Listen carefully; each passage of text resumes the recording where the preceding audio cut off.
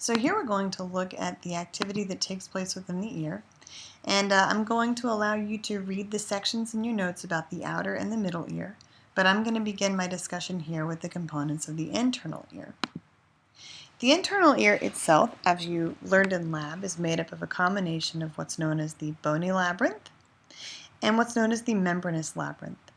The regions of membranous labyrinth are contained within the bony labyrinth.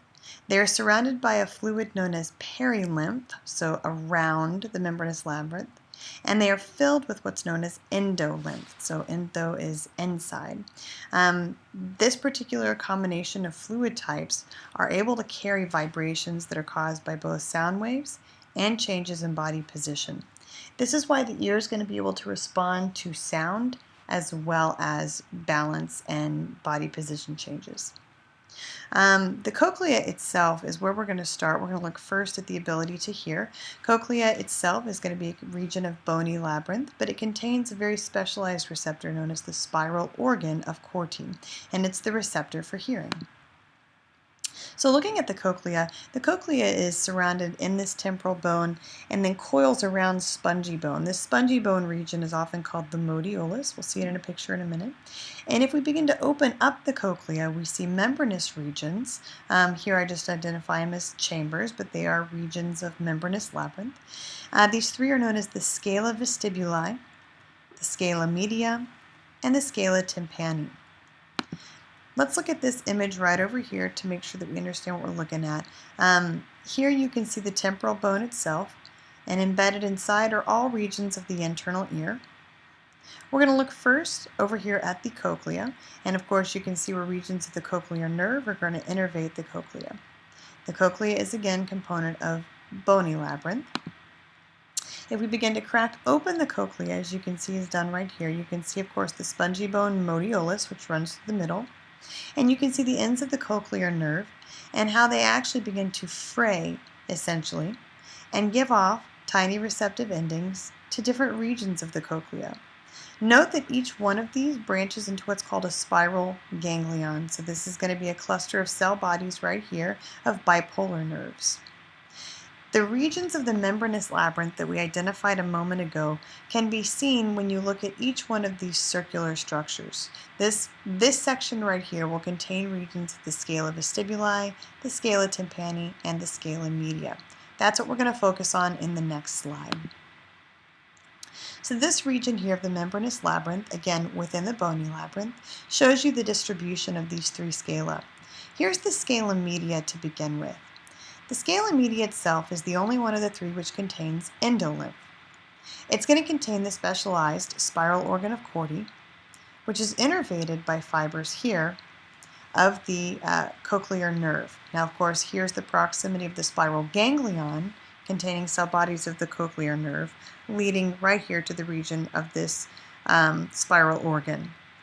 Now, on either side of this, you can see here the scala vestibuli, which contains perilymph, and the scala tympani, which also contains perilymph. Know that the structure that divides the scala tympani from the scala media is known as the basilar membrane. This is a pretty crucial structure. Of course, remember that this is all associated with the ability to hear, and that the actual receptor for hearing is this spiral organ. All the rest of these compartments are there to hone the ability of the spiral organ to work. So we focus now on the spiral organ. Before we talk about its physiology, note structures here that build it. You have what's called a tinctorial membrane. This is a gelatinous sheet that actually is going to have a series of hairs that are embedded within it. There are numerous what we call outer hair cells, and then a smaller number of what are called inner hairs right there attached to inner hair cells. And note that each one of these is going to have regions of this cochlear nerve that are actually innervating them. The basilar membrane itself, right down here, is going to anchor all of these cells, and recall that right below the basilar membrane is a region known as the scala tympani.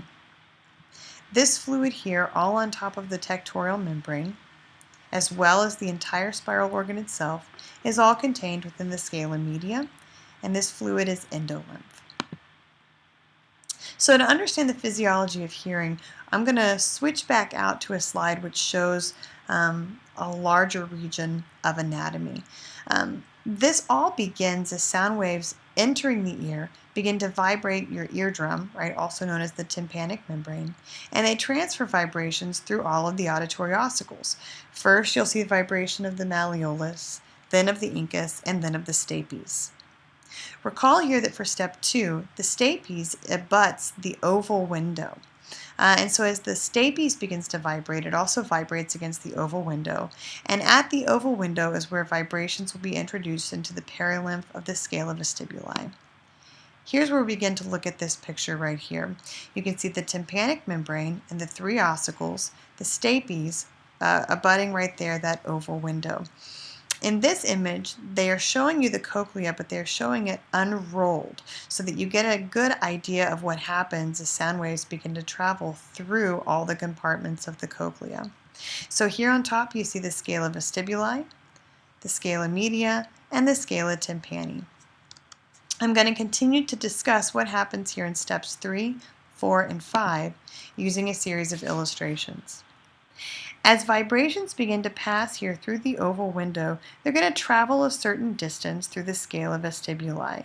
The frequency of the particular vibrations will determine whether or not these vibrations travel a short distance or a long distance here through the scala.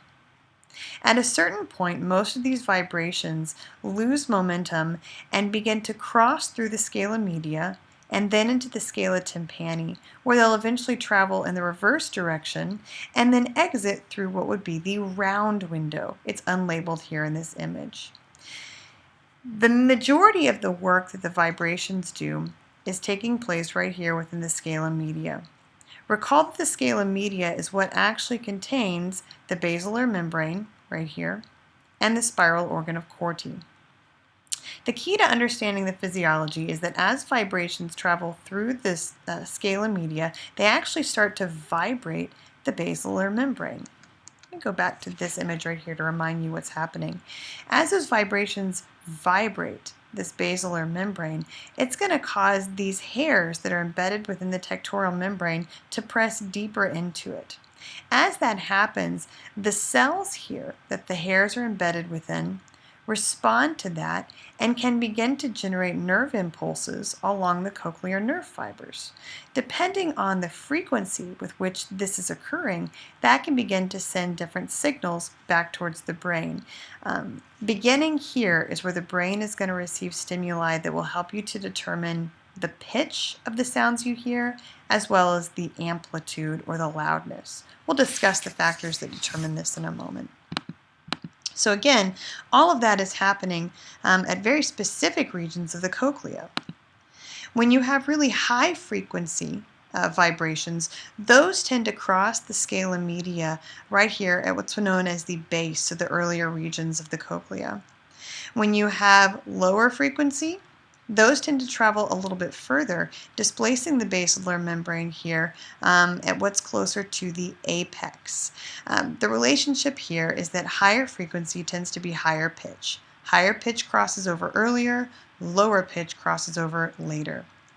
Now, there are sounds that are not within our registry of hearing, which means that even though they can produce vibrations, we never hear them, essentially, or we are not aware of them. What that means is that the vibrations often tend to be too high of frequency to actually cross over this region here, or they're too low of frequency to cross over before the scala media ends. Those types of low vibrations will actually wrap all the way around the curve called the helicotrema and then exit without ever displacing the scala media. And so I discussed that right here. Those vibrations then exit the round window themselves. So of course, depending on whatever location that vibration takes place, that's going to trigger impulses within a very specific series of nerves.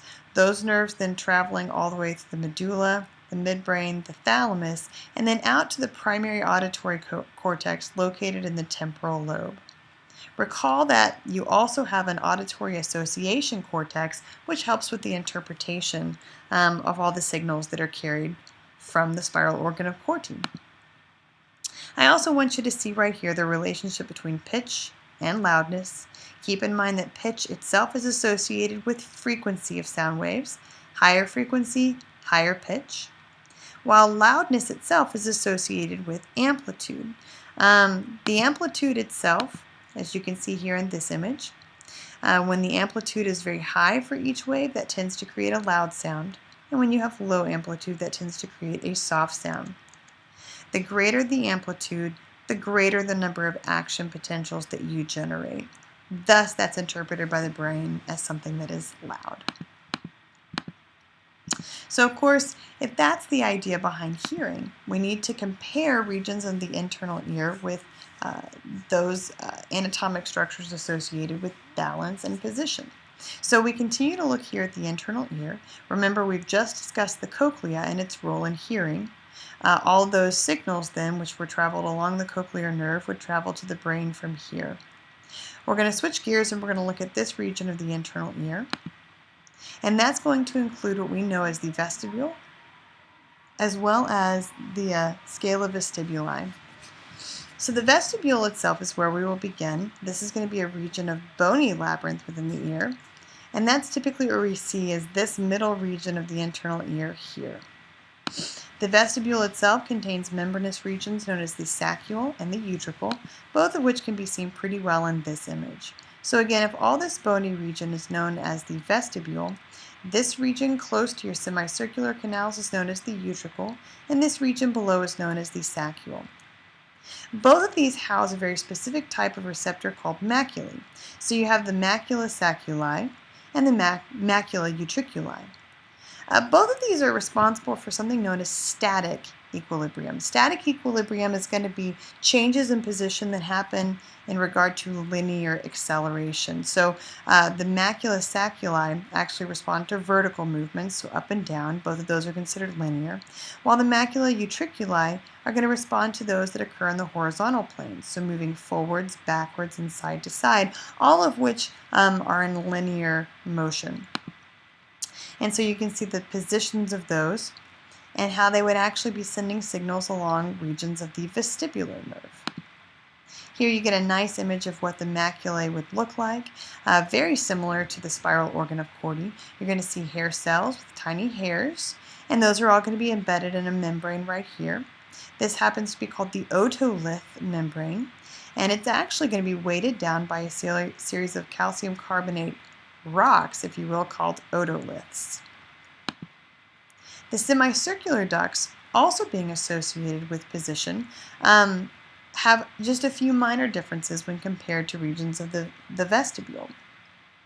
The semicircular ducts, again, are within what are called semicircular canals. These are called the bony labyrinth, and these are going to be filled with perilymph. The semicircular ducts then are filled with endolymph. While the utricle and the saccule had receptors called the maculae, the semicircular ducts are going to have what's known as the ampulla and a receptor called the crista ampullaris.